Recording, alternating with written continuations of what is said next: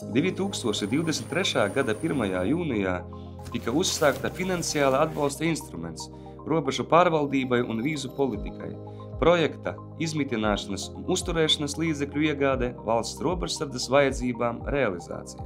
Projekta aktivitāšu rezultātā līdz 2025. gada sākumam valsts robežsardzei tika piegādāts speciālais aprīkojums un iekārtas, pārnēsājamās pretdronu sistēmas, dronu noteikšanas un identificēšanas sistēmas, augstas jaudas skaļruņa ierīces, ziemas un vasaras apstākļiem piemērotās teltis ar aprīkojumu, pārvietojamie ģeneratori, saliekamas gultas, telšu gaisa sildītāji, konteineri materiālu tehnisko līdzekļu uzglabāšanai, biroja konteineri, GSM ierīču atrašanās vietas noteicējs gaisa kuģiem par vairāk kā 2,7 miljoniem eiro.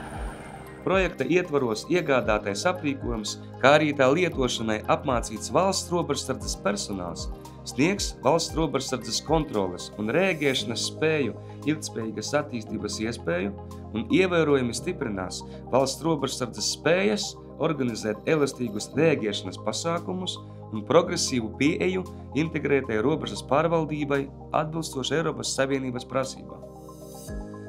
Projekts tika īstenots finansiāla atbalsta instrumenta robežu pārvaldībai un vīzu politikai 2021.